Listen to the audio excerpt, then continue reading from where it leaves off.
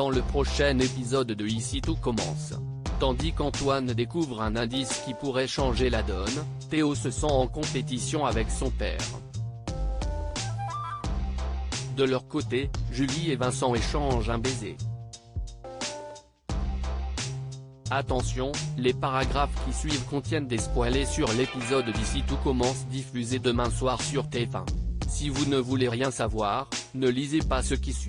Mercredi 20 janvier dans Ici tout commence. Antoine découvre un indice qui pourrait changer la donne à l'hôpital. Chloé remercie Salomé d'avoir été là pour son fils dans cette terrible épreuve. Lorsque les deux femmes se rendent au chevet de Maxime, le docteur Delcourt, la grand-mère du jeune homme, indique qu'ils ont évité le pire mais qu'il est encore trop tôt pour savoir s'il pourra retrouver l'usage de ses mains. Pendant ce temps, Louis est auprès de sa mère qui a fait une hémorragie oculaire mais ne devrait toutefois pas perdre son œil. Alors qu'elle souhaite retourner au plus vite à l'institut pour être auprès de ses étudiants, Louis tente sans succès de la raisonner. À quelques mètres de là, Rose sort de la chambre de Maxime et est prise d'une crise de panique en se remémorant l'explosion. Quand Chloé lui demande si tout va bien, la compagne d'Antoine fait bonne figure mais semble très perturbée. À l'institut, Antoine et Clotilde sont dans la salle de tournage et constatent avec une certaine émotion l'ampleur des dégâts. Tandis que la fille Armand cherche à comprendre comment une telle chose a pu se produire, Antoine ne se l'explique pas, d'autant plus qu'il n'y avait aucune raison que la plancha explose. En parallèle, Maxime attend le départ de ses parents pour se plaindre de terribles douleurs aux mains et confier à Salomé ses craintes de ne plus pouvoir cuisiner. En fin de journée, Claire prépare ses affaires avec la ferme intention de rentrer chez elle. Même si le docteur Delcourt lui fait part des risques de complications qu'elle encourt si elle ne se repose pas, Claire préfère signer une décharge. À Calvière, Antoine montre à Rose la vidéo de la catastrophe. Persuadé qu'il y avait une fuite de gaz dans la bonbonne, Antoine pense que l'explosion est due à un sabotage. Théo se sent en compétition avec son père. Martha est sortie d'affaires et ne devrait pas connaître de complications.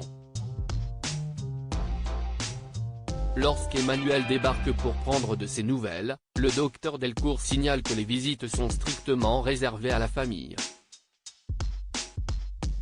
Cependant, ses parents étant à l'étranger, Martha n'y voit aucun inconvénient. Une fois seule, le chef pâtissier lui offre des chocolats qu'il a confectionnés pour elle. Cette dernière en profite alors pour le remercier de lui avoir sauvé la vie.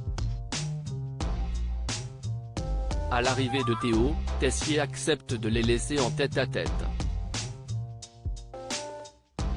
Le jeune homme s'en veut terriblement d'être venu les mains vides mais Martha, qui s'en moque, l'embrasse. De retour à l'institut, Théo rapporte à sa sœur combien il regrette de ne pas avoir pu aider Martha lors de l'explosion mais surtout d'avoir donné l'occasion à leur père de jouer au héros.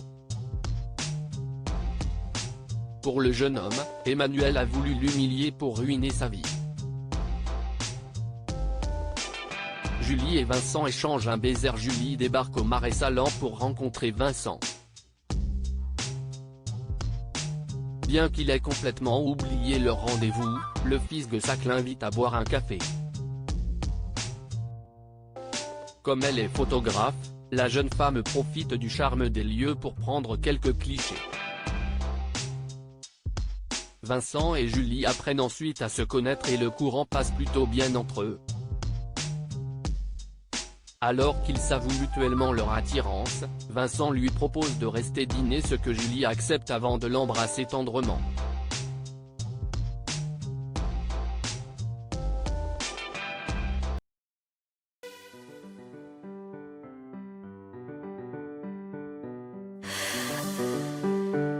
The man I just had